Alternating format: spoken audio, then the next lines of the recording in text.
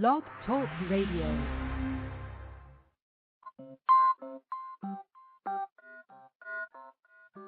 Welcome to UFO Think Tank with your host, Alejandro Rojas.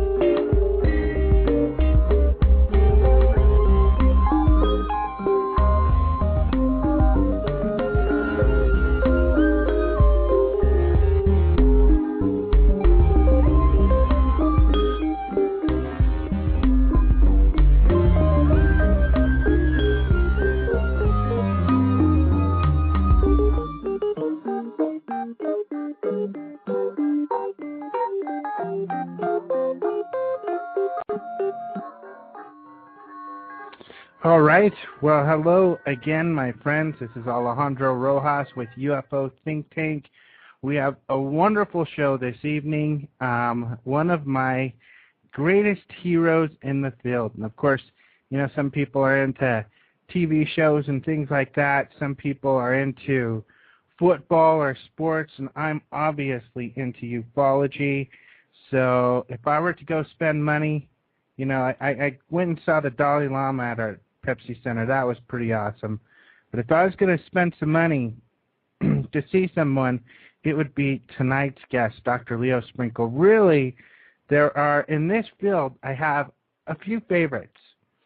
John Schuessler, who is the director of MUFON, is a big favorite of mine. John Mack, who unfortunately passed away, is a big favorite of mine. And this gentleman, Dr. Leo Sprinkle, who we're going to talk to tonight, is also one of my greatest heroes in the field. You may have known of him. If you look into UFOs and do a lot of research, you're going to see his name pop up all over the place because really, along with Bud Hopkins, he's been researching the abduction phenomena or the experiencer phenomena, which he calls it, and John Mack called it, and others, for decades. Dr. Sprinkle, he's a doctor in psychology. He worked at the University of Wyoming and was director of their counseling services department for many years. However, when he was still in school right here in Colorado in Boulder, he saw a UFO, and he saw another one with his now wife in college, and that started making him think, hey, I think there's something to this subject. So we'll talk more about that. But then when he became a psychologist, he took this seriously, and he studied it and studied the people who claimed to have experiences. So we'll talk about his early days and how that worked out. And so for decades, he was tied to some of the real big cases in ufology for a long time. So we'll talk about those decades of work. You'll see his name coming up in multiple times. In fact, some of the original, for instance, Dulce, New Mexico, some of you may have heard that there's a base under there. And one of the things I had read, it was actually during one of Dr. Sprinkle's regressions where someone had talked about that, and that started to become popular. So we'll talk about that period, some of the difficulties that he had, obviously working at the University of Wyoming as a professor and being interested in this field because, of course, now, you know, we have some of these people like Dr. Sprinkle, like Bud Hopkins, like John Mack, who have really gotten this subject out there and have done some of the work, groundbreaking work, to make it easier for those of us today. But back when there weren't many people into this stuff, it was harder to do this, and you had some of your peers giving you a lot of trouble. So we'll talk about some of that. He has a fascinating book out that talks about his experiences in the past, and we'll talk about that. So we've got a lot to talk about with Dr. Sprinkle, a big friend of mine, and We'll bring him on in just a second, but as usual, I want to talk about some UFO news. Oh, and by the way, I did want to add something.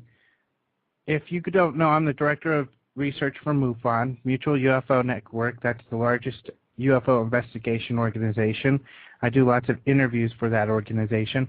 And, of course, we're very conservative. And, in fact, one of the stories we're going to talk about tonight, and I might as well talk about it now, are the fireballs that people have been seeing. So what seems to be large meteorites coming down. And there was also the sighting and the video taking during the inauguration on CNN that people had talked about. And that's some video you can go check out.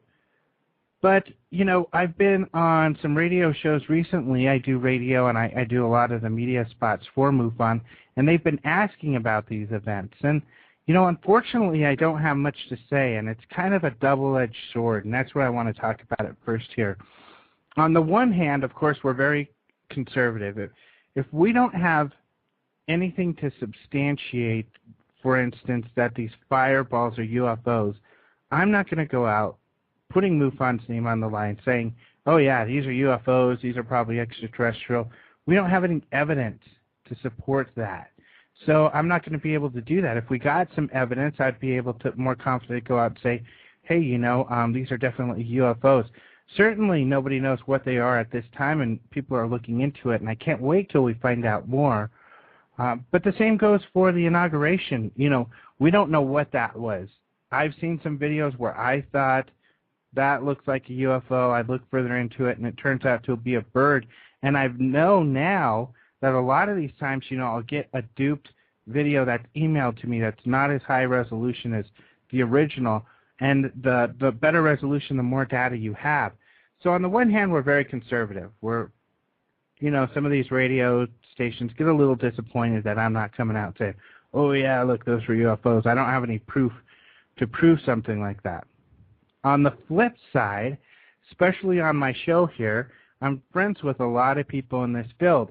And a lot of people in the field are more willing to go out there and speculate or at least go into those arenas to talk about some of this stuff. And, of course, not everybody holds, everybody as far as what's evidence, what's substantiated, and what's not, everybody kind of has their own line. And funny thing is, I did get a little criticism lately on my associations, associating myself with people in this field who they feel aren't scientifically rigorous enough, who go out and speculate and talk about things that they can't prove. And you know what? I just feel that MUFON is a group to be conservative, but we need all different types of people. We need all of the different types of people looking into all of the different areas. And I'm not going to call someone not my friend because they're looking into things that I don't necessarily feel are I don't agree with them. And I'm not going to throw someone's life of work out the window just because they're looking into something that I don't agree to, or they're making statements that I personally feel are a little far-fetched, because I'm sure I make some statements that are far-fetched. Some people know I'm associated to the Stan Romanek case, and people get frustrated about that, and I understand that. In this case, I've had personal experiences with him, and so I can't throw my personal experience out of the window. So hopefully people understand that. I try to keep an open mind. I think it's important to keep an open mind and that we at least hear people out. You don't have to agree with everybody that's on my show. I certainly don't agree with everybody on my show, even though a lot of these guys are some of my good buddies. So I just wanted to mention that, just so you guys have my point of view. And hopefully any of those people listening who may have felt, or sent any criticism, hopefully that explains myself. If not, I think we're all just trying to do our best here. But getting into the UFO news, let's see here. We've got a lot going on because we haven't talked for the last couple of weeks. I had some busy stuff going on last week and wasn't able to do a show. But we have some great stuff coming from the National UFO Examiner. If you haven't seen examiner.com, it's a new website that has a lot of news, and they have local examiners. So whatever area you're in one of the towns local to you, maybe they've got the Chicago UFO Examiner, or the Chicago Beer Examiner, or the Chicago Progressive Examiner, or something like that. or they talk about subjects and they kind of write blogs.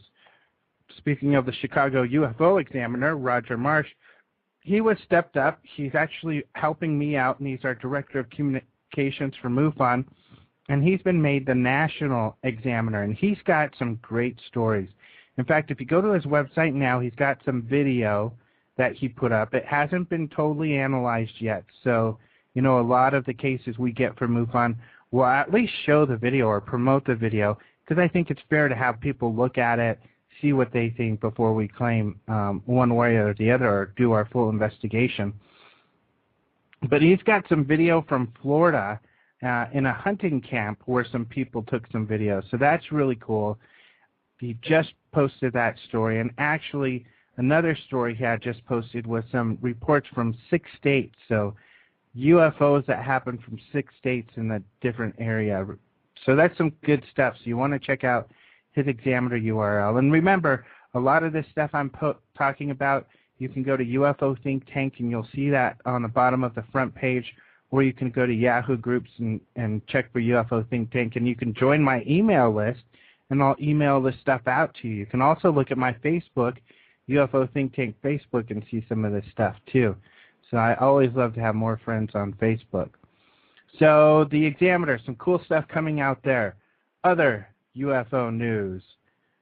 Breaking news about Canada. Last week, if you listen to UFO Not Radio, something I pop in on Sunday evenings, we talked about Canada opening their UFO files. And actually, since we've been corrected that Canada hasn't reopened its UFO files, these files actually have been available for years. And somebody just sent out a press release that it was something new when it wasn't. But still, a lot of people aren't aware that Canada does have a lot of UFO files available, and you can go to a URL and check those out. So I'm sure there's some interesting stuff there.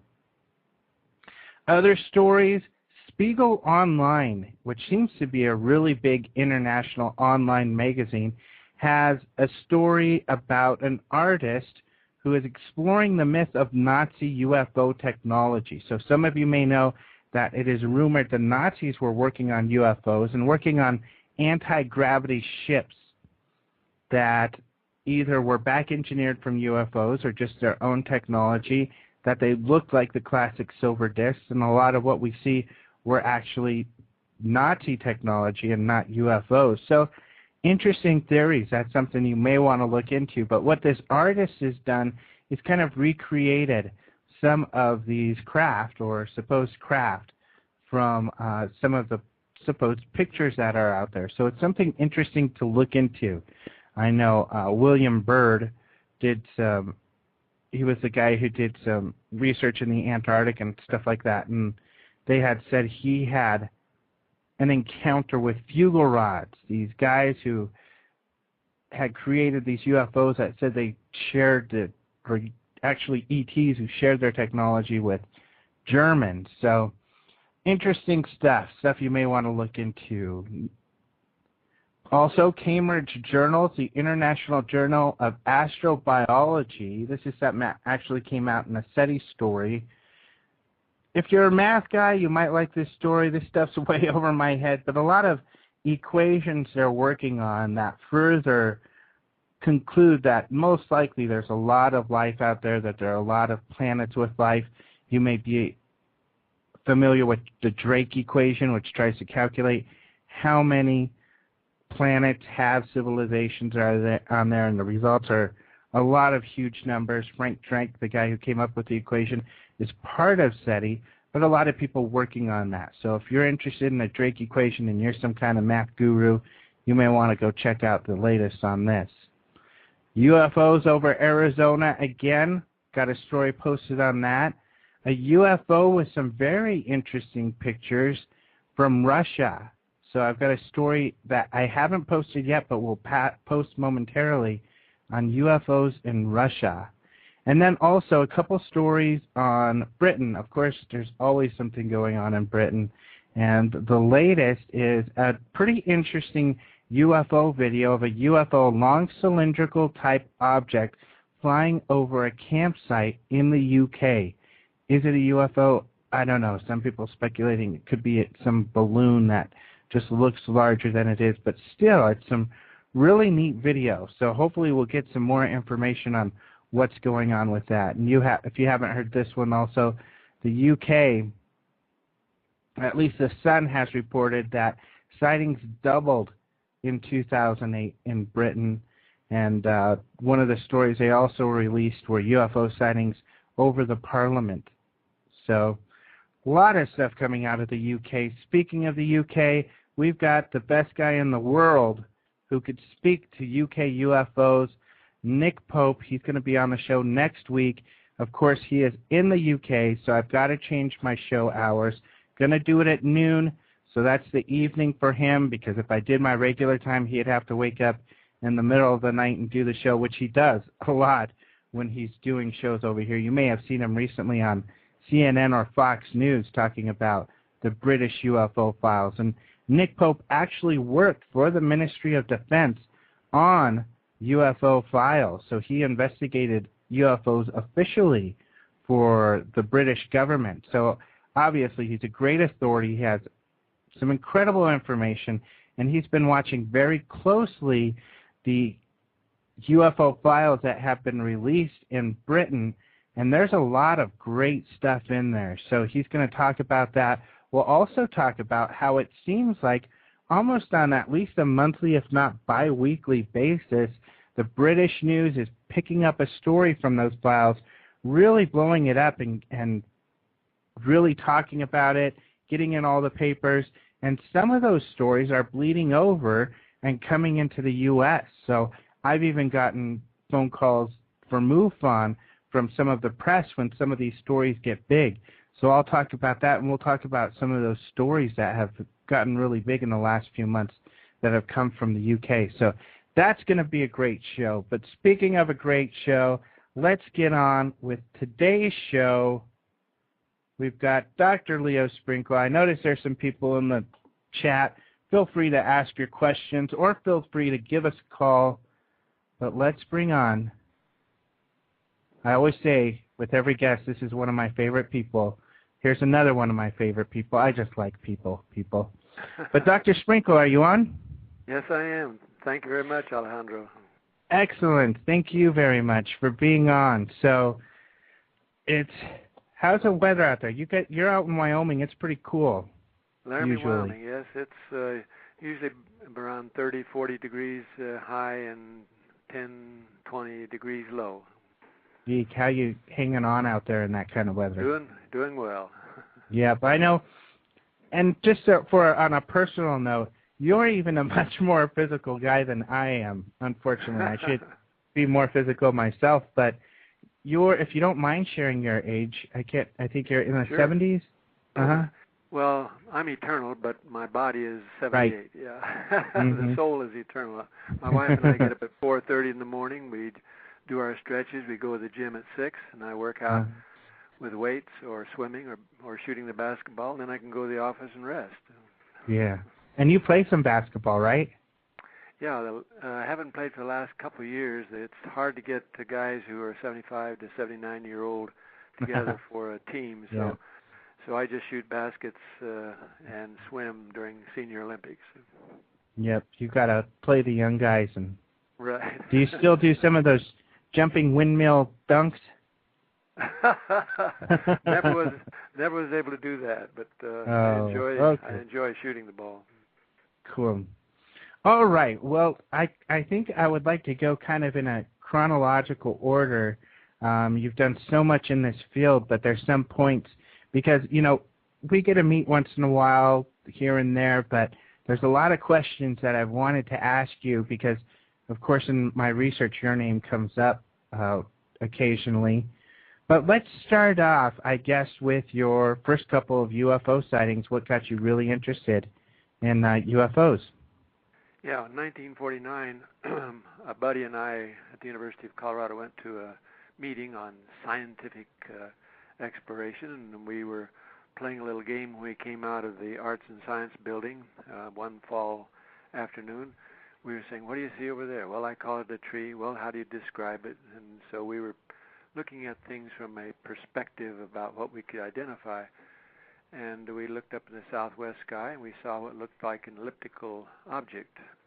Don't know whether the sun was shining on the rim or whether there was an internal locus of light, but I saw it as a flying saucer. And of course, I was a scoffer in those days, and I was puzzled. My buddy and I talked about it, but then afterwards I didn't want to talk about it with anybody. It just sounded too weird. My views in religion were affected. Well, then in 1956, my wife and I were coming back from Denver, and we saw in the evening sky what we thought was an evening star, a planet. But it began to move, so I stopped the car, we got out, and watched as it apparently descended. My wife saw it as back and forth, kind of a pendulum motion. I perceived it as a falling leaf pattern. And when we got out, we could see that the light or the object, whatever it was below the Flatirons of the Rocky Mountain foothills. So we watched it for several minutes. It would hover, and it would move and hover, no sound. And so I knew it wasn't an airplane or a helicopter. It didn't seem to be a balloon or a flare or anything. So I changed from being a skeptic to an unwilling believer, knowing that I had seen something unusual, and I figured other people saw it too, so I assumed that the next day there'd be something in the newspaper or radio, but nothing. And so I had this sinking feeling, uh-oh, I've got to study these phenomena, and I knew it was going to be lonely business. Right, and it has been, I'm sure, over the years, huh? Yes.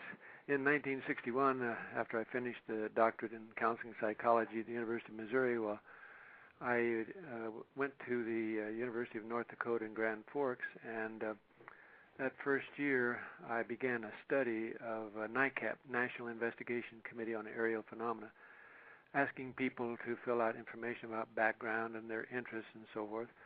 Then I tried to study with my colleagues, other psychologists, and it failed. So I said to myself, okay, I'll do a study with the experts. I'll ask people who claim to have been on board to give information about their background, about ESP, because by that time I knew that paranormal phenomena were reported with UFO sightings, and also asked them to fill out information about their ET encounters and any communication. And so in 63, 64, I started this study, and some people were willing to fill out the personality inventories as well as the surveys. Continued that study when I went to the University of Wyoming in 64, and still continue. In fact, I've gotten a couple of surveys this past week, one man in Ohio, another man in West Virginia. Both have had many, many experiences, lifelong, and are willing to describe the events. Now I don't ask people to fill out personality inventories because in 1985, Dr. June Parnell finished her dissertation at the university, and she had reported on over 200 people describing their experiences as well as taking personality inventories. And the MMPI profiles, the Minnesota Multiphasic Personality Inventory, indicated that these people are, quote, normal, unquote. Of course, there are variations on the profile, but in general, we know over years and years of investigations that most people who report flying saucers or encounters with ETs are, quote, normal in terms of their psychological profile. But we also know that these people are sometimes traumatized because they not only are puzzled by their experiences, but they sometimes are ridiculed by other people around them, and that makes it more difficult for them to deal with it. Right. So I want to ask, when did you first come across the notion of people being taken or having experiences? That was in the 60s. I was working with APRO, Aerial Phenomena Research Organization, Jim and Coral Lorenzen, and their first two consultants, Dr. Frank Salisbury and Dr. Jim Harder, were interested not only in the physical aspects, the biological aspects of flying saucers and what they call flying saucer occupants, but they were also interested in the psychological aspects of people who reported these and the parapsychological effects, the phenomena, missing time. We call it loss of time. Later, Bud Hopkins calls it missing time. And we tried to talk with these people to find out more about not only who they were, but also what they were reporting. First experience in hypnosis I had was in the middle 60s with a guy from Denver that Mr. and Mrs. Tremhole of Boulder asked me to talk with. And then during that same year, I worked with a young woman at the University of Wyoming who had a strange experience outside of town along with her boyfriend, some kind of encounter. So I went along continuing to work with these people, not only in terms of hypnosis sessions, but also corresponding with a lot of people, going to a lot of conferences, Brazil and other nations. So it's been a marvelous ride. Mm-hmm. Now, what did you think when you first heard of this? I don't know. Was the first time you heard of this sort of experience the Betty and Barney Hill when that happened?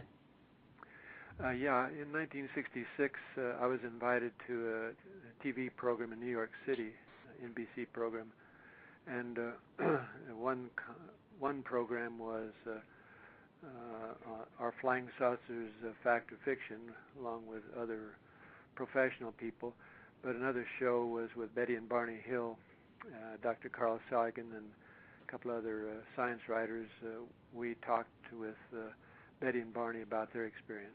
And that's when I got the idea that I could continue doing what Benjamin Simon, Dr. Simon, the psychiatrist, had done, do these kind of hypnosis sessions with people. I'd had formal training, and so I thought that's good. I can talk with people, and maybe I can help them learn more about their experiences.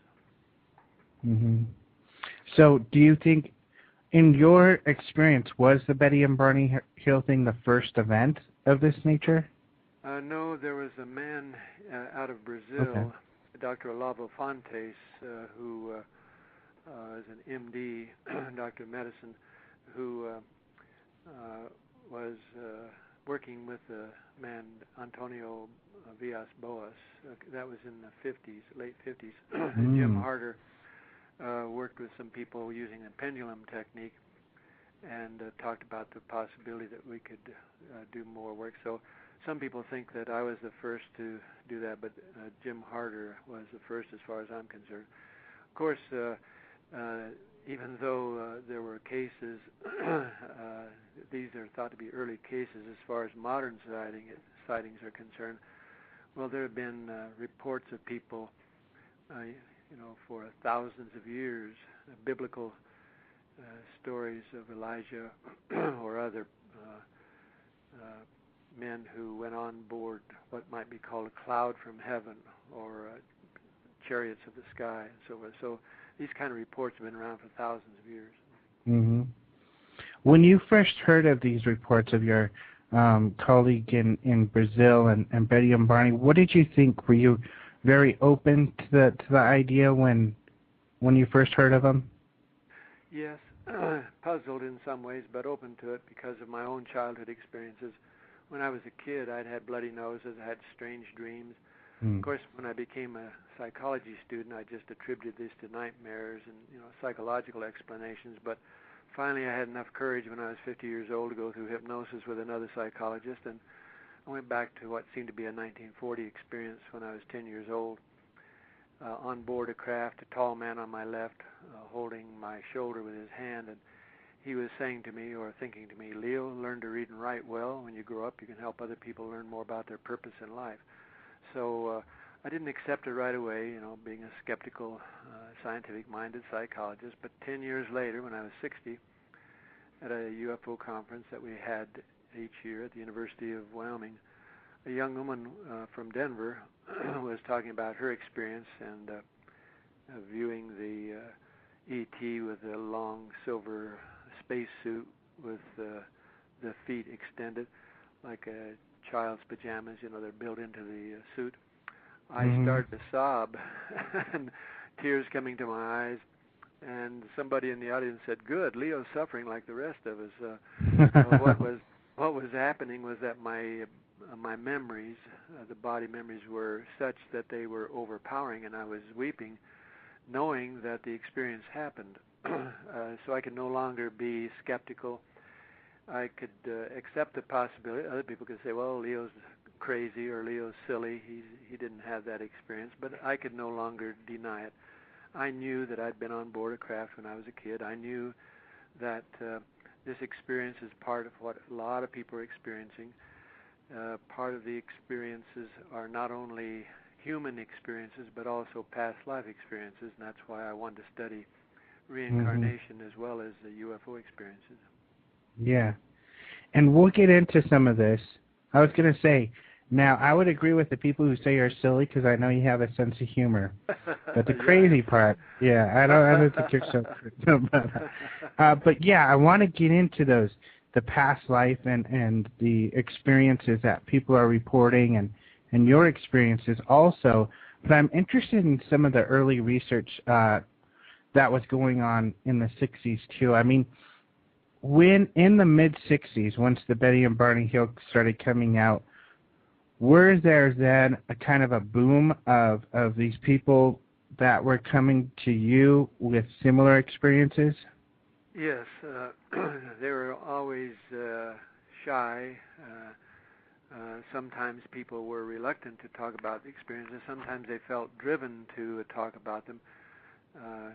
But Betty and Barney Hill's story was 61, and then Fuller wrote their book, and so I met them in 66, but they had already been willing to participate in 1963, 64 in the survey that I was conducting. So they took personality inventories and completed the survey. And there were other people. I asked various APRO people to send people my way, or NICAP people. NICAP was less willing to deal with that. They wanted to deal with the physical aspects, but they were not so likely to deal with the reports of flying saucer occupants.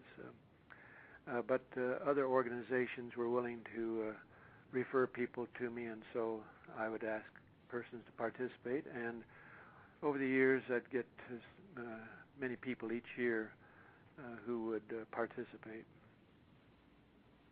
Mm-hmm. So, and then was over at least the next couple of decades even, did you see kind of a steady number of these people, or did you see periods of time where there were more than others? I stopped counting the number of people I worked with in hypnosis at 500 because it just was getting. Well, my wife knew I was crazy, spending busy hours at the university, and then also on weekends driving to other states and talking to people, seeing if we could help them understand more.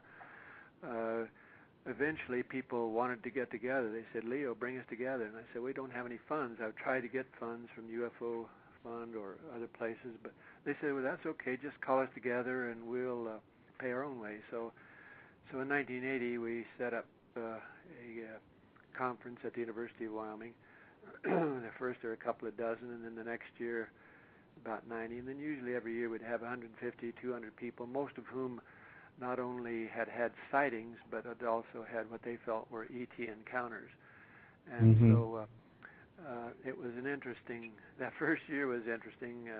People would stand around and talk, well, this is the way ETs look. No, this is the way ETs look. And I said to a couple of guys, Carl Higdon and Pat McGuire, I said, do you suppose there are more than one group of ETs? And they looked at each other like, oh, maybe so. And many of these people were open not only to what was happening to them in the sense that they knew it was true, but also they knew that there was a feeling of a kind of compulsion, an obsession, as if each of these people had some kind of duty. We termed it TDY, temporary duty. That's a military term where people are away from the main base and trying to finish some task and then return home. And many of these people felt like the stars were home. They felt like they had been from some other place, come to Earth as a human in a human body for several lifetimes, and felt like this was an important moment or a long dragged out moment for some of them. in Earth history where they were supposed to do some kind of job, get other people be aware that ETs are around and that humans are working towards some kind of change in consciousness. So there were some people who were kind of survivalists and wanted to store food in caves in case there was some major destruction on the Earth. There are other people who felt like they were teachers, counselors, nurses who were supposed to help other people who had had these kind of experiences. Then there's a group of people who are kind of futurists who had pictures of not only possible destruction of the planet, but possible okay planet and humans moving out into space agencies or space vehicles or space civilization. So there are a wide variety of interests and a wide variety of visions from various people. And now that you bring this up, kind of relating that to in the 50s, there was the whole contactee movement. Did you work with or get to talk with some of those people, and if so, which ones? And were what they were saying similar to what you were finding in the 80s with the people you were working with? Yeah, I'd go to some of these conferences and talk with some of these people, and a lot of my friends, they're Linda Howe, she worked with a lot of these people. Richard Boylan started the ACCET, the Academy of Clinical Close Encounter Therapists. I participated in that. So there are more and more people who took various views about not only about the contactees, but about the people who called themselves abductees. I've been a failure. For years I've tried to use the term adductees because most people think, well, I was taken out of my house, I was taken out of my car, I was taken away from Earth, I was abducted, Leo. And I said, yeah, but if you talk about adductions, that means you're moving from an outer place to the main place. Like a high school student might say, I was abducted from high school and taken to a college campus, but it's a bigger place than my little old high school. Well, the same way, many people feel like they're taken on board a craft, taken to a system, a star system, and so they feel like Earth is just a little spot, the boondocks compared to the Galactic Federation. Speaking of the Galactic Federation, I got to put a plug in for the people who are having a galactic gathering in September in Denver. I don't know if you have heard about that yet or not, but I'm one of the people. Yeah. Oh, yes. All right. Yeah, I'm on the board. Always so in thanks. the forefront. Yeah. I'm glad you're reminding me that. Yeah, we're talking the ISGC, so I'm helping some people. It's another thing. I don't know if you heard me because I was talking about some of the criticism. I get criticized for being too conservative, and then I get criticized for being too woo-woo. So for being too I don't know. You can never win. But I think these messages people are receiving are important. So yeah, we're trying to bring together a lot of people who have had or claim to have been in contact and bring them to Denver and have a conference. And my view is, sure, maybe they're all of it is fabricated. Maybe they're all internal experiences. I don't know. But maybe some of them we know we're being visited, so maybe some of them are legit. And that would be important. And I think it's important to listen to the messages anyway. Yes. Yeah, so, and go ahead. Oh, I was going to talk about, so did you ever get to meet like maybe Daniel Fry or Howard Menger or some of those others? I heard Dr. Daniel Fry talk. I met, what's his name from... George Adamski? No, I didn't meet George Adamski, but the guy who developed the Psychon out in Giant Rock, California. George Van Tassel. Yeah, George Van Tassel. Met Harold Sherman, who he and Ingo Swann, did remote sensing or remote viewing of Saturn, and came up with information that was later verified by the NASA journeys out there. So a lot of those people and of course other people who were not as well known, but who had just as interesting information about their ET contacts and what they were told about other star systems. So there's a lot of information, whether you look at the information that's coming out about the people in Africa who've had reports of that they had their ancestors come down from the skies. The Native Americans who described the same thing, the Hopi culture, Cherokee. All over the planet, there are groups of people who have this same knowledge that their ancestors came from the skies. Right now I'm reading a book called 2012 Return of Quetzalcoatl. Quetzalcoatl. Yeah. Quetzalcoatl, by Daniel Pinchbeck, and it's amazing how much information is available that's starting to come together closer and closer. Yeah, I've got a couple books, one from Dr. A.C. Ross, I think he is Lakota, and then another one from Rainbow Eagle, Walk in the Woods. A.C. Ross's is Mitayuki Owasin. It's called We All Are Related. And both of them talk about, all of these legends of coming from the stars and our ancestry and getting along and our interconnectedness and wonderful stuff. A book on the science of Dogon. Some years ago, a guy named Robert Temple, right, the Dogon English writer, talked about the Dogons. Well, now there's a guy who's a computer geek, as he calls himself, and he's not an anthropologist, but he has shown the similarity between the Dogon tribe symbols and ancient Egyptian symbols. Wow. And argues very persuasively that when Atlantis went down, then people were off into Celtic or the Canary Islands or Africa or South America, so that many of these remnants of that civilization have some of the same legends and some of the same stuff on science. And that's what's so interesting. The Dogon views on science were thought to be nonsense. Now, of course, so many physicists are gradually accepting the evidence from quantum physics that we are no longer objective observers. We are participants. And so when physicists talk that way, they're talking the same way that mystics have talked for thousands of years. So now science and mysticism are coming together. And what's exciting to me is that the UFO experiencers also talk the same way. The surveys that I've done with UFO experiences, they say that yes, ESP, yes, reincarnation, yes, paranormal phenomena.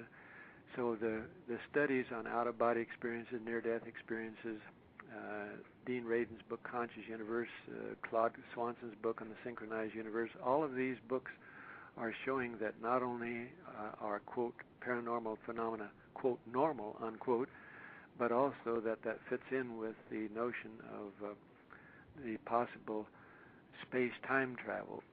So many traditional scientists poo-pooed these stories because it didn't fit in with the Newtonian worldview or with a propulsion system based upon chemicals.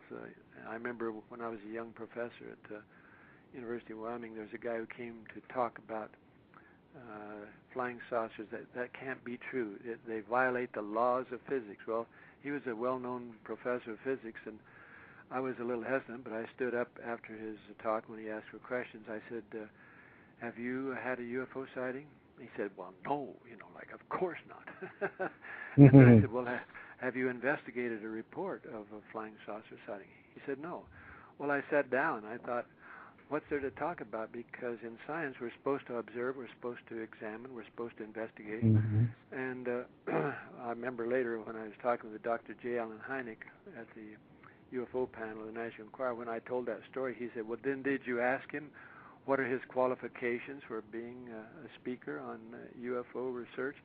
I said, no, he was a full professor of physics. I was an assistant professor of psychology. I didn't qualify. I'm glad you went there, though, because that's kind of what I was getting at, is it seems like what those people you mentioned, Daniel Fry, George Van Tassel, what they were saying back then in the 50s with the contactees. And if people don't know, when I refer to contactees, these were people in the 50s who said a ship landed. You know, it was more of they're invited, hey, would you like to come talk and fly on our UFO and we'll tell you about our culture? And these people would get information, some of them having witnesses, various witnesses who saw them with these UFOs or these other people. And during the 50s... Go ahead. So the contactees, the people, you know, from that you've been working with, the Native American tribes and the Dogons, who are the Africans, right? Yes. All having similar stories. And now, like you're talking about quantum physics, and actually, if you look into even Buddhism and Indian philosophy is very similar, I think. And now quantum physics coming and starting to mesh and fit in with all of this. Yeah, it makes a more coherent picture, not only historically, but also in terms of the weight that people have to give to this kind of testimony. In the 50s, the contactee stories could be dismissed by scientists who said, well, if some intelligent civilization were trying to contact us, they would contact the people who are knowledgeable, right? Well, if the people who are knowledgeable were living a world of Newtonian physics force rather than a world of energy and consciousness, then they wouldn't pay attention. And, of course, that's what happened. That's why I like Dr. Jim Deardorff's hypothesis that any intelligent civilization would go slowly and contact us little people first. And later the information would be available to government agencies, to high-level scientists. But right at first, it would be everyday persons. And so I think this has happened, that the UFO culture has gone from the lower middle class, if you could call it that, to the middle class. Mm-hmm. Now it's moving up into the upper class, and now it's moving up into the echelons of government and military sources. We hear rumors that there are insiders who wish to have the information released, and we hear rumors that there are people who don't want the information released. And so the battle now is between the big boys, but the little boys and girls, we already know that UFOs exist and ETs exist, and they're knocking on our door, and we're trying to decide whether to open the door or not. Right, and that's what's interesting, I think. Like, for instance, Popular Mechanics, I've been working with them for the last couple of months on a UFO story, and they didn't use any of the quotes from any of the credible people that I had brought to them, or any of my information regarding the type of reports we get with MUFON, but they used a lot of debunkers, and it really seems they're out of touch, because the little people, like you said, do seem to know for the most part. Yeah, majority of people know that flying saucers exist. The polls have shown that over the years. Sometimes, though, of course, it seems like the media at the top level are connected with the cover-up. Hanson's book on the missing times is a good indication of that. Other people have pointed out that if a reporter goes out and has a story and comes back, then the editor may accept it, or it moves on up, and the higher up it goes, the less likely the story gets into the newspaper. So it's obvious that the cover-up extends a long way. But I don't know if you saw that article by Dr. Scott Jones in Bridges Journal this summer. He quotes the rumor that the Indian Space Agency, which they launched a mission to the moon. They were supposed to do it in July, but it wasn't until October that it did. And the rumor is that maybe they will announce a discovery during the 2-year mission of bases on the moon, ET bases. Well, if that happens, then China and Russia and Europe and the U.S., who already know about these, according to the insiders, then they would be able to make a statement about it. So it's an interesting speculation as to whether the next couple of years there might be some announcement of the ET bases, in which case then the disclosure would be underway. Yeah, I do remember that, and that seemed because, if you monitor Indian media, they talk about UFOs and different speculations around that pretty often. Mm-hmm. Yeah. And mm-hmm. I wanted to tell a personal example. Of course, my wife Marilyn rolled her eyes. She said, "Leo, you've been saying that for 40 years." But, but I was at the gym one morning, 6 in the morning, and I was on a stationary bicycle working away, and I looked up at a TV monitor, and I saw two things at the same time.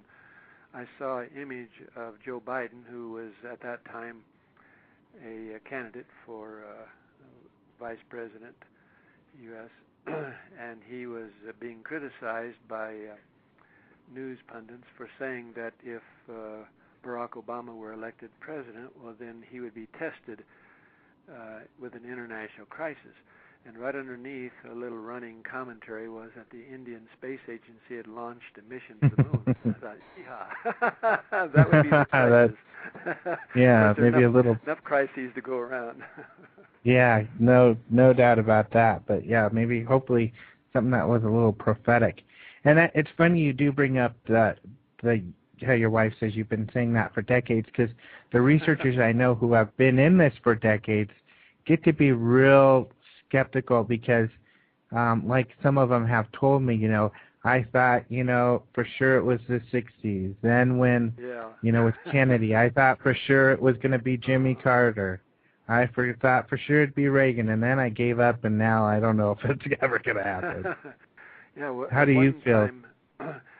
One time we had a guest at our UFO conference in University of Wyoming, Alfred Weber, who's written a book on exopolitics, and he said that during the Carter administration he was part of a group, and they were planning on the possibility of disclosure, but of course it didn't work out. And then Dr. Stephen Greer, the physician, has described his talks with senior officials in the White House some years ago, and they thought maybe during the Clinton administration that information be released, but that didn't happen either. So now that's what Scott Jones, in his paper in 2006 at a Hawaiian conference, argues that there are three programs. One was with the assistance of a president of the United States. One was without assistance of a president, and then the program C. The other two have been tried, haven't worked. So program C, supposedly starting in 2006, was a graduated disclosure program where information would go out to various agencies or various professional groups. Information would come back, and then by the end of 2008, the information would be set, and then it would be up to the ETs to decide what they call the visiting others when they decide to have the announcement. So if that's true, that would suggest that the plans are underway, and now it's just a matter of timing. Mm-hmm. So I hope that's true. Then I'll feel good. Yeah. I'll be able to walk over to the University of Wyoming campus and talk to my deceased colleagues and say, "I told you." Yep. Exactly. They'll be like, a little bit of ego. "Oh, he got us," but hopefully they know already. I think so. If they're deceased, they're tuned in on the spirit world. They know that these exist, right? They passed over, and the first thing they thought was, "Dang, that Leo was right." Maybe that wasn't the first thing. Maybe the second or third. Yeah. Second or third, you're right. There's probably some other more important things to look at there. But getting into that kind of information, well, I want to ask you about. We'll get into more about the overall messages that you've heard, but I do want to ask about a couple things in the past. Like I had mentioned Dulce earlier, and at least in my research, I've read that you were working with Paul Benowitz, who brought you Myrna Hansen. Was that her name? Yeah, he didn't want me to know her name at first. Later on, when he talked about her name publicly, then I thought it was okay for me to talk about it. he didn't give me any information about her, just wanted me to do hypnosis with her and her 10-year-old son. And they described what they felt was a flying saucer came down with a light that shone down and picked up a calf, a young cow, and took it aboard. And then apparently she and her son had that same onboard experience. And she reported in a second session more about what she felt was underground base. Paul Benowitz figured it was in that area, but other people have wondered if it might be not in Albuquerque area, Sandia, but in other places. I can't claim that I know whether she did or not have experience, but certainly it was very real to her, and the hypnosis session seemed, and it's reported in Linda Howe's book on alternate realities. So that was a very interesting session that we had. Did they feel that anything happened to the calf? I'm not sure they did there, but another woman with whom Linda Howe met reported that she felt like she was watching a calf going up into the air, and then she and her daughter felt were disappearing, and then she felt like she was both standing by her car in Texas looking up at the flying saucer, but also felt like she was on board. So it may have been an out-of-body experience that she was reporting. Anyway, she felt like she was seeing two little grays with long, sharp knives cutting the calf. And she was a nurse, and she knew that they were doing that very skillfully. But it was kind of a traumatic event for her, and she had worked with a psychiatrist and gone through hypnosis, but she kept blocking. Well, when she came to me, I knew that we had to do something to help her get around that block. So we went through the experience. When she came to the point when she couldn't remember, I said, well, go on through the next experience and go on and look around at the craft and see what happens. And she comes back, and she knows that she came back, and she knows that her daughter's back. So I said, okay, let's go back to that point again, and you'll be able to remember it. Well, she came up out of the trance state with her eyes blazing. I said, damn you. She was angry at me because I was giving her the suggestion that she could remember what had happened, and what she remembered was that she also saw her daughter, Cindy, on a table, and Grays were standing over, and she was afraid in her mind that maybe her daughter was going to be harmed. But what she reported was that she saw entities do scraping under her fingernails and so forth, like they were taking samples of the body. And later, another hypnosis session with Cindy revealed the same story as far as Cindy was concerned. So those kind of cases are interesting because people can say, well, it's a hoax, or people are making stuff up. But the possibility that if there's more than one witness and independently report similar memories in different sessions, then that adds to the evidence. Right. Which happened about, in your history, how many times have you ran across cases like that where two people reported the same thing and shared an experience? Yeah, there are dozens of people, husband and wife or families. The problem, of course, is that hypnosis is not perceived as reliable by some people. I myself try to use a cliche. The cliche is it's good for exploration, but it may or may not be good for evaluation. So add the evidence from other sources to it. But what's fascinating to me is that some families will be sitting in a car looking up at a flying saucer, and later everybody will say, yep, we saw that, and then there are lights, and this is what happened. And then one person, perhaps the father driving, said, no, it did not happen. And so either people are repressing information, or else another possibility is that, for example, one couple I talked with, the husband saw one thing and the wife saw another thing.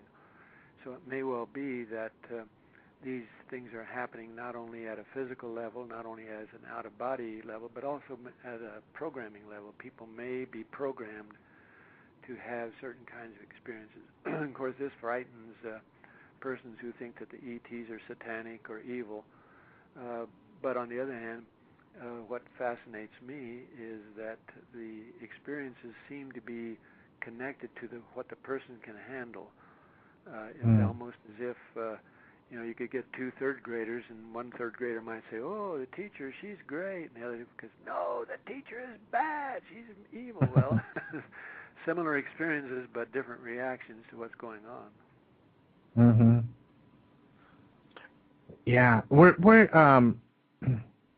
back then. Some of the other large cases that you worked on. Oh, I've worked with Travis Walton, talked with people, 3 women from Kentucky. As we mentioned, Betty and Barney Hill. Oh, I got to tell a story about that. And Dr. Carl Sagan was, during the TV interview, he was talking to Betty Hill. He said, "Now, Mrs. Hill, you say that during the hypnosis session with Dr. Benjamin Simon that you remember the examiner placing something in your navel." And she said, "Yes." He said, "Now, we're all amateur psychologists here." And then he looked over at me and said, "Oops, sorry about that." And I said, "That's all right. My friends think I'm an amateur psychologist." He was about to tell her, what she had experienced. During the break, this tall, very bright, very commanding presence of a science writer was at the hall, and he confronted me. He said, "Now, you're a psychologist," looking down at me. I'm 6'2", and he must have been 6'6". And when I heard him say, "You're a psychologist," I said, "Uh-oh, here comes a lesson." He said, "You're a psychologist. You know people see what they want to see." And I said, "Yes, I think you're right. I think people see what they want to see." And I said, "I think people don't see what they don't wish to see." And he looked at me, and he abruptly ended the conversation because he knew what I was saying.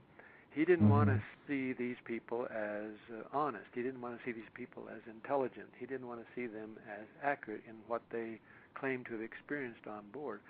My feeling was that Betty and Barney Hill were more authentic than many professors I've known who tried them. I remember going to a conference one time, and a physicist said to me after I talked about my experiences, he said, "Well, Leo, if I had a UFO sighting, I wouldn't talk about it." I said, "Why not?" He said, "Well, I've got to maintain my credibility."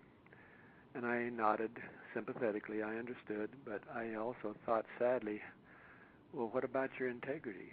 To me, this is what we're being tested. Humanity is being tested, both individually in initiations to UFO experiences, but also we're being tested as a society. When are we going to come to the point where we are honest with ourselves, knowing that we have a history of evolution, but we were created, and we are created by ETs. And the biblical story tells it very nicely, a serpent, not a snake, but a serpent, which means, a critter that it was intelligent. So let's talk to the people and the tree of knowledge. When we're going to find out that we came from Mars, I tell people when I go to conferences, I said, "Do you know that the Germans and the French scientists take people underground without clocks? They hook them up to various devices, and they get a biorhythm. And the diurnal day is 25 hours or 24 and a half hours. And I say, why is that? Because if we grew up as a human race on Earth, we would be a 24-hour day cycle critter. But the astronomers tell us that the Martian cycle is 24 hours and 37 minutes, or 24 hours and 40 minutes, whatever it is. Well, if that's true, then maybe we came through Mars on our way to Earth, and so that's why we show this different cycle. Anyway, there's a lot of information that we don't yet know about ourselves, and in my opinion, the ETs are helping us to learn about ourselves. Yeah, there were some stories even recently of some scientists coming out talking about, and it was a big wow, even though I know Eric von Däniken had talked about, and I know there were scientists in the 70s who were talking about this as well, but life being seeded from other planets, possibly Mars, asteroids landing here, and that's where the some of the components of life started, let alone what you're talking about. And do people give these messages of extraterrestrials being involved with somehow manipulating man in their past? Yeah, the work of Zechariah And women. and other people indicate that there may be more than just a group, that landed in Africa or in Mesopotamia, the Sumerian religion. But it seems like there are a lot of groups who claim that their ancestors came from the skies and helped them develop civilization. So that seems to be a part of most early civilizations or early group cultures. It'll be interesting to hear what Dr. Arthur Horn has to say. He had left CSU, when he could no longer, in good conscience, teach Darwinian evolution. So he felt that humankind had a different. We have descended, not ascended from. This is what quantum physics is doing for us. It used to be that the scientific view was that the physical world is real, the biological world is also important, but the study of psychological and mind stuff is not so important. And the soul, what's that? Well, now it seems it's the other way around. That it's downward causation from the spirit, energy, and consciousness moving down into the mind, moving down into biology, moving down into the physical world. So it may well be that in a few years, more and more physicists will convince more and more biologists, and the biologists will convince the psychologists, and finally my colleagues will say, maybe so. Yeah. Well, we've got a caller on the line, so let me bring her on. Okay. I think it's a her because there was a her in the chat that said she wanted to ask a question. Hello, caller, are you there? Yeah. It's a he. Okay. Hi there. Hey. Hi, I'm Gabriel. Oh, Gabriel, okay. Great, yeah. What was your question? Oh, sorry, let me turn off the... All right. Well, I've been researching for 15 years since I saw something as a kid, and recently I saw something again this summer, more real than the last one because it was 15 years ago, and it was physical this time. But aside from me being a researcher as well, I'd like to maybe fire a few questions at him and see how he responds. Sure, go ahead. All right. Well, he's actually here, so you can direct them at Dr. Sprinkle. This is Leo Sprinkle. Hi. Hi. All right. I ran into a lot of information about these star seed, or what some people are calling indigo kids, or, well, they're not kids anymore. I mean, like, they're trying to put a word to describe some kind of trait that's showing up, and it seems like their idea is that more and more people are showing up with these traits, and that they're like really different in a way. Do you know anything about that, or? Yeah, there's a couple of books that refer to the indigo children. Tolbert and others describe the characteristics. Also, the Star Kids by Dr. Richard Boylan. And if you are familiar with his work, then you know that he's conducted workshops for parents and children who seem to have a lot of psychic abilities, and who parents feel like there's been some kind of ET connection. So there's more and more people who show an interest and who are coming together to talk about their experiences. Right. I actually heard his interview on another show on Blog Talk Radio yesterday, which is why it's on my mind. And they did, I think it's Paranormal 101, and they end up talking about star children a lot. And I don't like the names that they give them. It's too airy-fairy for me, but it's just the idea, and I'm hearing it from so many different places that I don't really know what to make of it, but I took the test, and out of, I think it was like 25 questions, scoring 1 or 2 if you answered yes to certain questions. I scored a 38, and that's higher than either of the hosts that were there, and it doesn't surprise me in the least. But right. Yeah. Welcome to a different world. Yeah. Well, it's just nice to find somebody else here. Yes, it is. Thank you. Oh, all right. Yeah, thanks, Gabriel. Did you have another question? Other question? Yeah, sure. Just another quick one. It's something that's been on my mind. I was just wondering, what are your thoughts on gravity as a result of expansion rather than what we're currently proposing it is? Yeah, I don't have good information. My training doesn't include the kind of physics and math that many other people. I'm reading some of the books and journals by people who are talking along those lines. Dr. Hal Puthoff, for example.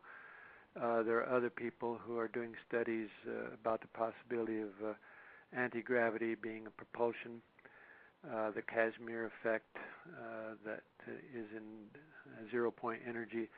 So I don't have a good opinion, but there are people who are discussing the possibility that when these conditions are explored, that they will help us not only understand more about the history of the planet and the galaxy, but also be useful as a space-time exploration propulsion system.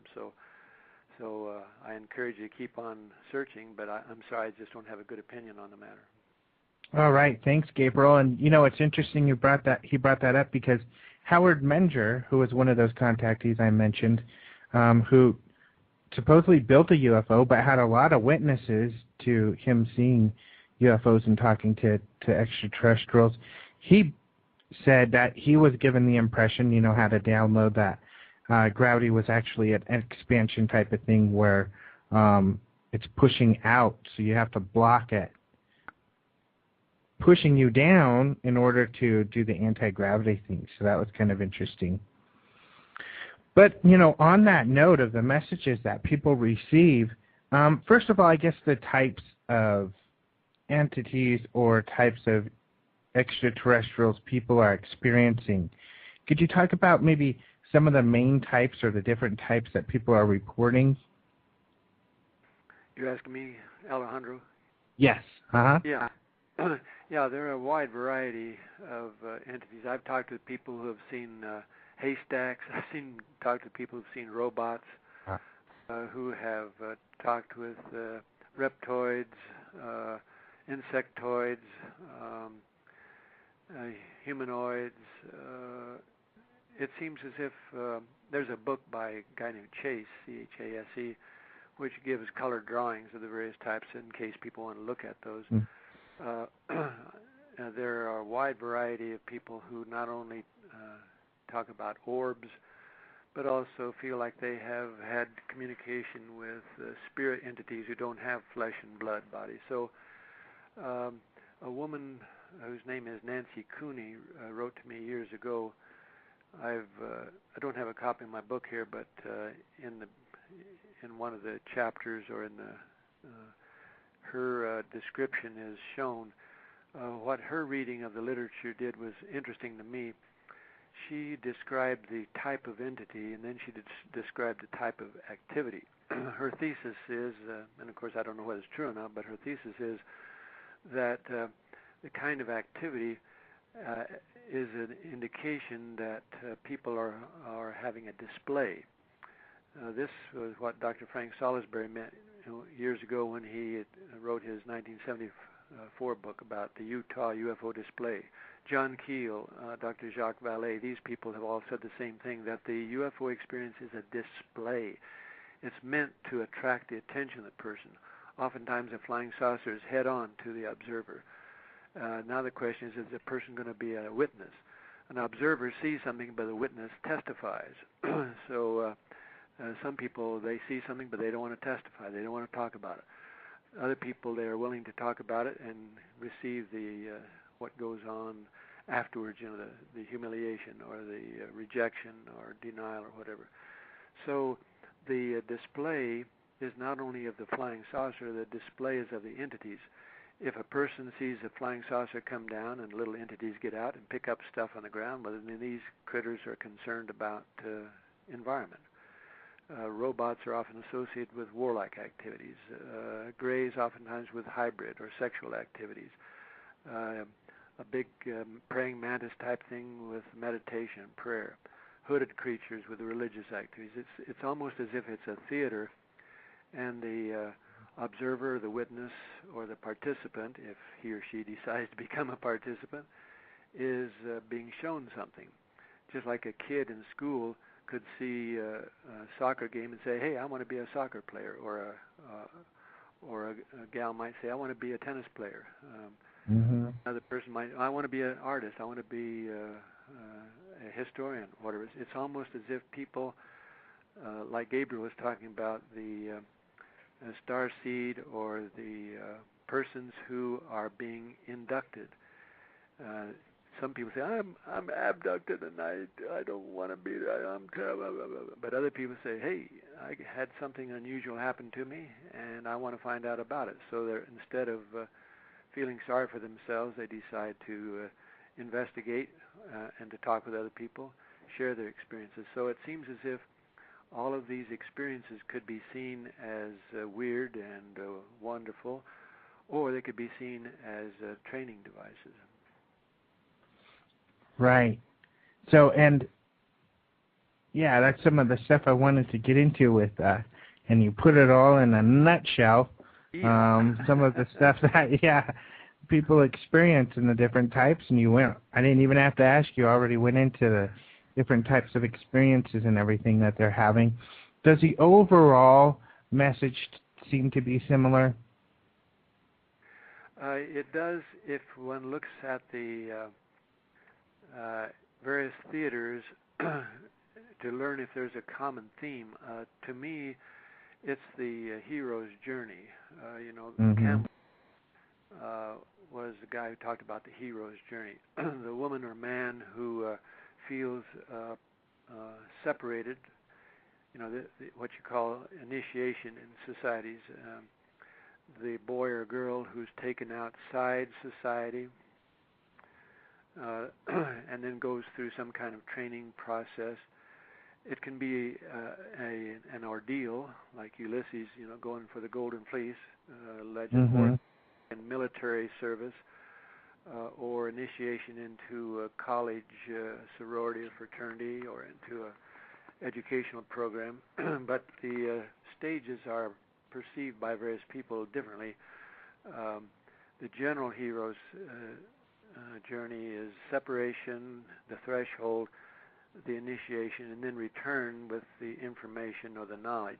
Some people perceive themselves going through the hero's journey when they have cancer or some kind of illness, or somebody who is an athlete and gets his leg chopped, or a soldier coming back from Iraq and she's been injured or whatever. There are people who have, I think everybody is on a hero's journey, in my opinion. Everybody is going through a soul journey and learning from it, and then reporting back after the end of the lifetime, and then deciding, do I want to do some more of that next lifetime, or do I want to do something different?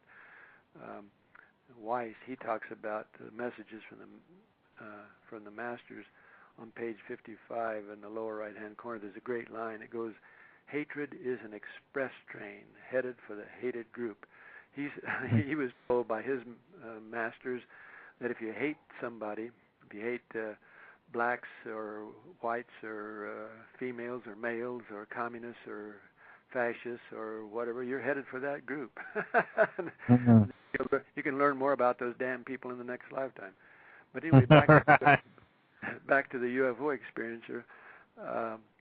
A person could see an object and then deny it. So the hero or the male or female person could be on the hero's journey but deny it. Say, no, I didn't see a flying saucer. No, it doesn't mean anything to me. No. But if a person has another sighting and another, or abduction or sexual experience with ETs over and over and over. The task is, first of all, to be aware, and that's hard for some people. The next task is to be accepting, and that's really hard for some people. Mm-hmm. But then the third part is worse yet. Yeehaw! Got to acknowledge it. Got to talk about it. Son of a gun. And then finally there's action. So some people are stuck on the awareness, some people are stuck on the accepting, some people are stuck on the acknowledgement, and some people are stuck on the action. But sooner or later, if a person keeps being bombarded, 18 or 20 years later, they say, oh, okay, I got to do something about it. Now, some people won't. They'll go into drugs or alcohol, or they'll deny it and waste their life, and then the next lifetime they'll start all over again. But those people who are heroes, the men and women who say, yep, I'm aware, I'm accepting, I'm acknowledging, I'm taking action, then their task is to tell other people about their experience so that people can share, and then gradually we'll all get ready for the galactic showdown. Yeehaw! When the ETs say, okay, we're here, and now do you want to prepare to become a member of the Galactic Society? Mm-hmm. Yeah, I love that Joseph Campbell, and I agree with you, and I've heard him state that also, that every day is a hero's journey, that your, current experiences are a metaphor for your internal experiences. And I know that it's similar, and what you describe is similar with the experiencers' experiences with the extraterrestrials. There are metaphors that go back into their own being and growth. Yeah, and when people do that, some exciting things happen. I'll give you one example. A woman from Colorado I worked with years ago, farm wife. She was driving along in a truck, and she saw a flying saucer off in the meadow, and she felt impelled to get out of her truck and to go through the barbed wire fence to go inside the craft. And her memory was hazy about what happened. During hypnosis session, she felt like she was jerked around on a table by white masked entities like surgeons, and she was crying out in pain and fear, and we talked about it. In another session, she went back to what seemed to be a past life as a surgeon, and he jerked his patients around, and she immediately understood what the lesson was about. The lesson was that it ain't nice to jerk patients around. You got to be more compassionate. And so over and over, many people feel like they have been victimized by ETs. Well, the task is to learn is why. And I kept wondering, why do some people have a good experience? Why do some people have a bad experience? And so the more I looked into it, the more it seemed like the people were learning a lesson, so that they were finding out more about themselves and their past and how to deal with it. And so we come down, it doesn't matter whether we talk about quantum physics and energy and consciousness of the universe, or whether we talk about the mystics, the teachers, Buddha, Jesus, Muhammad. All of these people are saying over and over and over, consciousness is the stuff of the universe, and love is what makes it go around. And so, dang it, we're finding out that we got to be loving to ourselves and other people, including the damn ETs. Yeehaw. Yeah, the Whitley Strieber movie ended with that concept of the experiences being a show, which I thought was really interesting. And then that's why I really appreciate your work, John Mack's work, Barbara Lamb's work, the psychologists in this field, because I know a lot of nuts and bolts people get frustrated. I can't get my hands around that, How do I get my hands around these ideas of these internal mechanizations? That's something that's hard to tackle. But it seems like that's the pattern. When people look into the UFO phenomenon, the first thing is we want the physical evidence, the photographs, the landing traces, the stuff that will tell us that it's physically real. Then we want to look into the biological stuff, the ETs, and find out are they real, are they true, and we never get enough information to be really convinced. So then we look into the mental stuff, find out what is their message, what are they trying to tell us. And then finally we look at the spiritual side. Hey, we are the message. And when we recognize that, then it's not so bad to deal with the question marks that are still remaining. Mm-hmm. By the way, which I think, these perspectives are just, I think, the root of what's important for people. Because, sure, it's great, and I agree. I mean, I work with MUFON. We're trying to get some evidence and help, grease the wheels of all of this awakening to this reality. But at the same time, the personal experiences are important. Today, right now, is where we are, where we're existing, and it's important for people to integrate these experiences, learn from them, just like any experience, any daily experience, and use it to grow and move on and have happier, more satisfying lives. Yes, I want to tell a story that kind of illustrates that principle. One of our sons said that one of his sons, a 6-year-old, was telling his mom he wanted to grow up and be a midget. And his mother said to him, well, why? I don't think that'll happen. You'll probably grow up to be tall like your dad. Oh, darn, he said, I want to be a midget. And she said, well, why do you want to be a midget? He said, so I can run around and have fun. She said, well, you can run around and have fun now. Oh. Well, that's the same way. People are waiting to find out more about the ETs. And I'm one of those, I thought it would happen in the disclosure to happen in the 60s or the 70s, the 80s, and 90s. Now I think it'll happen in this decade, but maybe it'll be another lifetime. Well, I'll come back and work on it some more. But the important thing is not only to keep on investigating, keep on gathering evidence, keep on presenting information as you do so well, but also a part of it is to have fun while we're doing so, because this is a crucial time in human history, and it doesn't do any good for us to increase the amount of fear or anger that's already around us. Right. By the way, when did you learn your yeehaw? Did you learn that in Wyoming? Yes, right. Did they yeehaw a lot out there? A lot of yeehaw, yeah. Well, there that's was good. A guy I knew who was a dowser from Colorado Springs, and he had a cute cartoon. He had been at the Virginia Institute, Robert Monroe Institute, for out-of-body travel. Mm-hmm. He showed me a cartoon of a flying saucer with a couple of strange-looking ETs in it, swooping down on the streets of a city, and people were scattering, and he yelled, "Yee-haw!" as if they were spooking the cattle, Yeah. All right. Well, cool. That's about it for the show. I guess one last thing, because we've only got a minute here. We've got a gentleman who pops in sometimes named Pastor Pat, and he really likes to come on and talk about, they're not real, that's movies, it's hogwash, blah, blah, blah. And I wanted to know, what kind of thing do you tell people? Actually, I've heard what you say to people. What kind of thing do you tell people like that? Sure. If they are truly skeptical, they want to learn, I say, if they're debunkers, then I don't want to talk to them because they're no fun. But if a person is skeptical, I say, read 1,000 reports, talk to 100 experiencers, have your own experience, and then let's talk.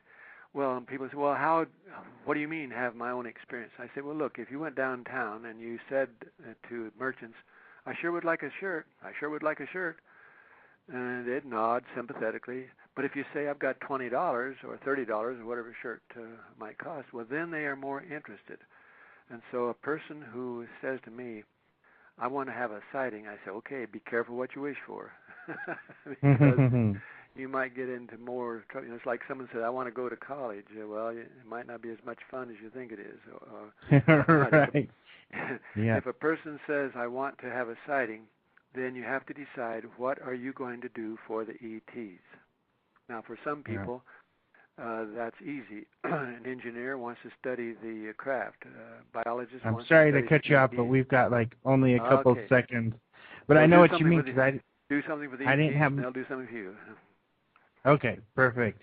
Well, thank you very much. This hour Thanks, went by, and it seems like a blink of time. We'll have to have you on again. Remember, everybody, Nick Pope, we're going to have March 1st, so that's going to be Sunday at noon Mountain Standard. But everybody have a great rest of your weekend, and thank you, Leo.